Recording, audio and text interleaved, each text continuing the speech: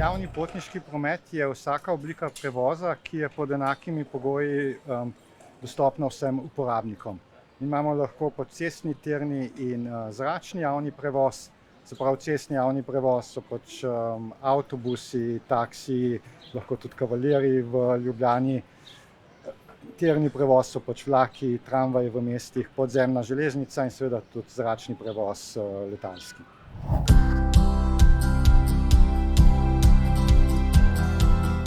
No, javni prevoz je pa seveda lahko različen, je lahko znotraj mesta, je lahko znotraj države, znotraj regije, lahko je notranji, se pravi znotraj države, ali pa mednarodni prevoz. In vse te oblike, ki sem jih naštel, so lahko notranje ali pa meddržavne linije. Zdaj pri letalskem prometu seveda prevladujejo mednarodne linije, pri drugih oblikah, če govorimo pa o nekih tramvajih, pa seveda mestne oziroma znotraj države. Seveda imamo pa tudi kakšno tramvajsko linijo mednarodno, če gre za kakšna somestja, kot je recimo Ženeva, kjer tramvajska linija povezuje švicarski in pa francoski del mesta.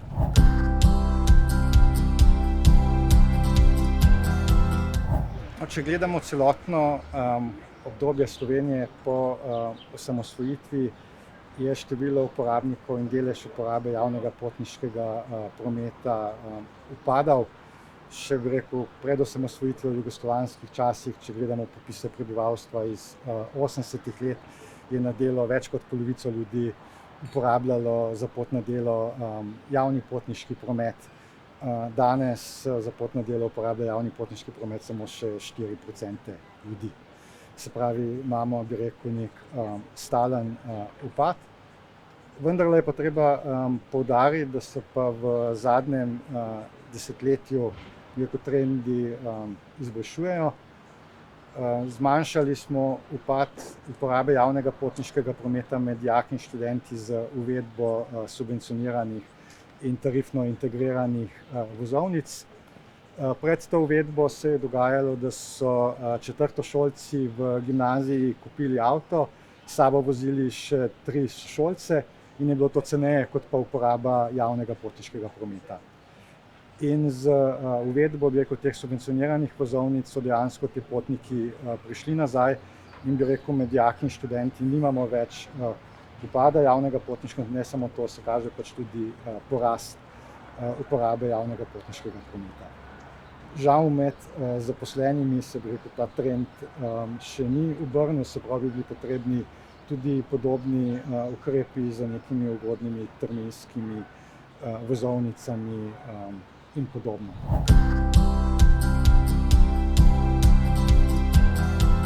Ja, seveda, javni potniški promet je lahko različno urejen. Lahko poteka povsem na tržni osnovi, se pravi, da nek prevoznik organizira javni potniški promet, objavi vozni red in ima ves zaslužek s prodanimi vozovnicami, in če pridobi dovolj potnikov, da je dovolj velik potencial, lahko to dela povsem na tržni osnovi. Seveda pa se pa pokaže, da zlasti v mestih pa na lokalni ravni, da na tržni osnovi javni potniški promet ne more konkurirati osebnemu potniškemu prometu, in zaradi tega večina držav in mest, lokalnih skupnosti posebej organizira javni potniški promet.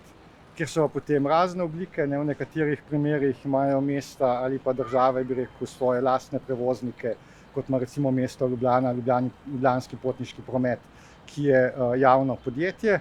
Lahko se pa mesto ali država odloči, da pa podeli koncesije, se pravi, da razpis in pod določenimi pogoji, kot je v skladu z razpisno dokumentacijo, podeli koncesijo zasebnim ali drugim prevoznikom. Tako je pa urejen medkrajevni javni potniški promet v Sloveniji.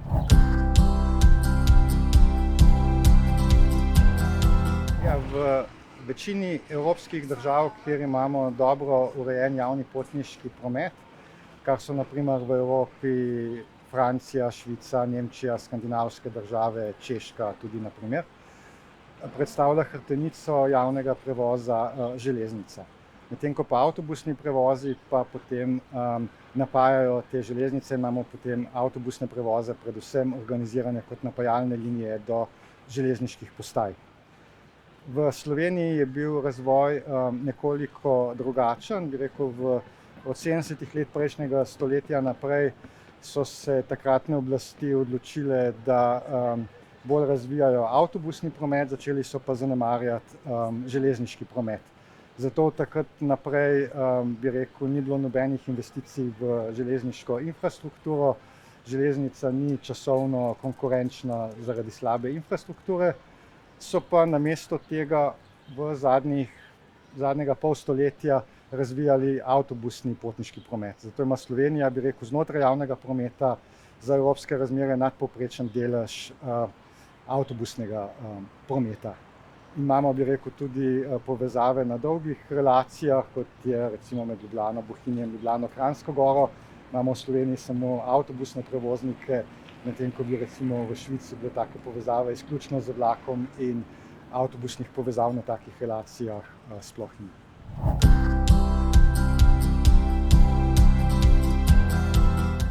No, dobra praksa v številnih evropskih regijah, če gremo, bi rekel, blizu Slovenije, je to lahko Gradec na avstrijskem Štajerskem, ki je tudi po primerljivi velikosti. Je javni promet organiziran na regijski ravni in je na regijski ravni imamo, bi rekel, enotno organizacijo, tarifno in prostorsko povezavo vseh oblik javnega potniškega prometa. V teh regijah je ponovadi razvoj izhajal iz mestnega prometa v mestih in so potem ta mestni promet povezovali, bi rekel, z avtobusnim prometom in železniškim prometom in so uvedli enotne tarife. Se pravi, kjerkoli potujemo po avstrijski Štajerski, kupimo, bi rekel, enotno vozovnico glede na glede na relacijo, tam imajo pač urejen conski sistem, se pravi glede na število con, ki jih prevozimo in lahko potem z eno vozovnico uporabljamo ali mestne avtobuse, tramvaje, vlake. V Sloveniji je šel pa razvoj nekako v obratni smeri.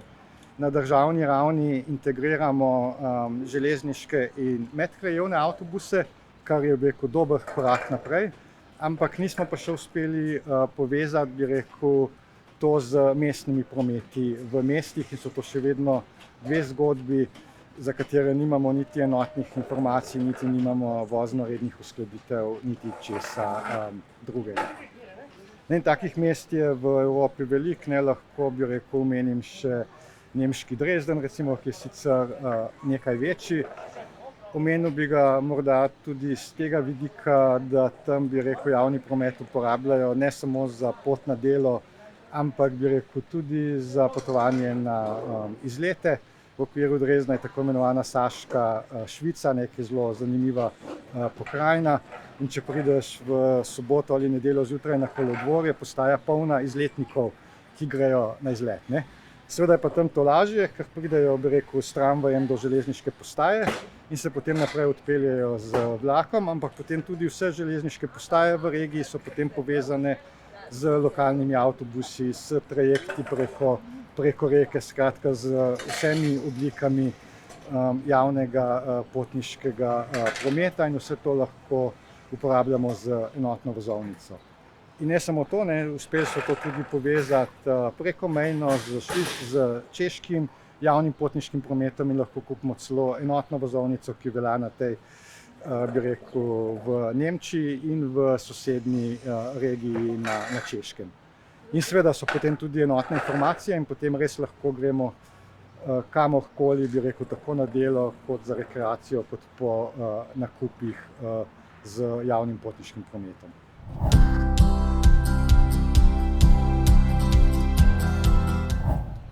V mestih, kjer so značilni prometni zastoji, je ključno, da je javni potniški promet ločen od osebnega prometa, se pravi, da vozilo javnega potniškega prometa ne obstane v istih zastojih kot osebna vozila.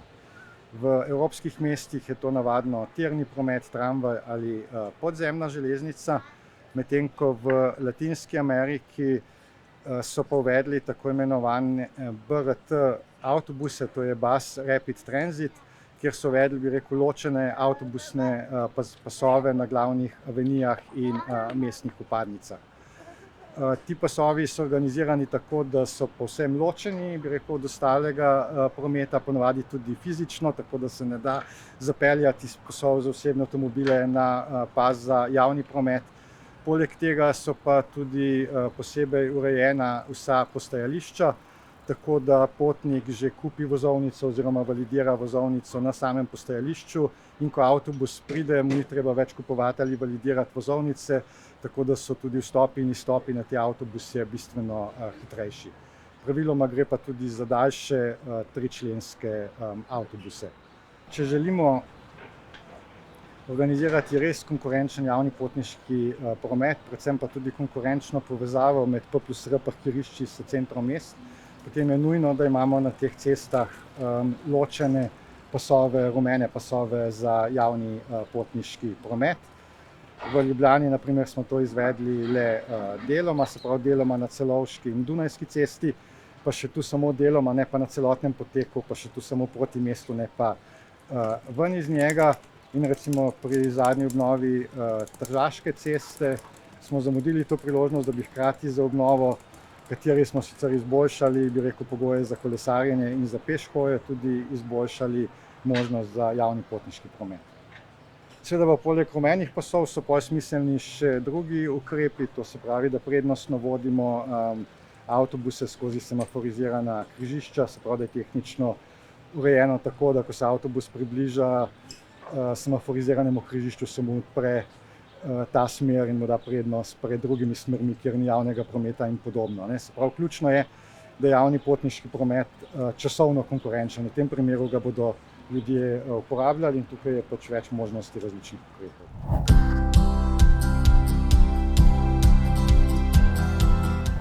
Na slovenski obali trenutno obratuje v okviru enega evropskega projekta ladijska povezava med Ankaranom in Piranom. Ta ladja se ustavi potem še v Kopru in Izoli na poti. Treba pa povedati, da pred 20 leti smo že imeli boljšo ladijsko povezavo tudi med Portorožem in Ankaranom in tista ladja je bila celo hitrejša, tako da je bila dejansko časovno konkurenčna, bi rekel, tudi avtobusnemu prometu na relaciji recimo med Ankaranom in Koprom ali pa Koprom in Piranom, vendar se pa žal prevozniki in lokalne skupnosti niso uspeli dogovoriti o ustreznem sofinanciranju in je ta storitev zamrla. Zanesljivo pa ima potencial.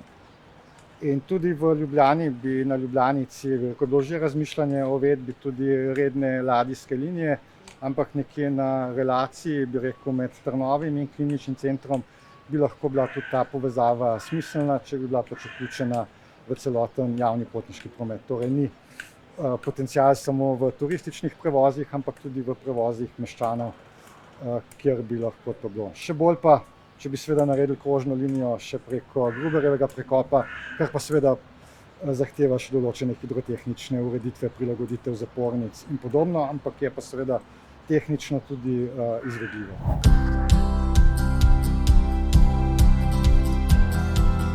Ja, glede privlačnosti javnega potniškega prometa, vse študije po svetu kažejo, da je ključno to, da je javni potniški promet časovno konkurenčen.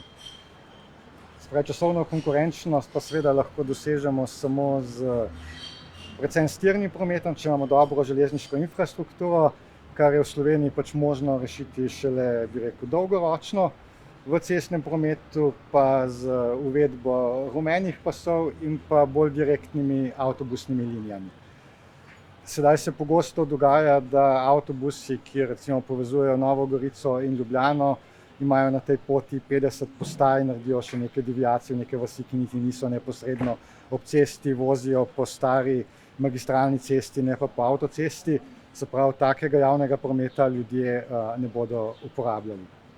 V Sloveniji smo naredili nekaj napredka v zadnjih letih, da smo uvedli nekaj hitrih avtobusnih linij, vendar je pa žal frekvenca prenizka. Teh novo uvedene hitre linije vozijo ob konicah, se pravi, so lahko koristne dnevnim vozačem na delo, njih pa izven konic, se pravi, so pa neuporabne mogoče za neke izletnike, poslovneže, ki pridejo na nek sestanek ali kaj podobnega.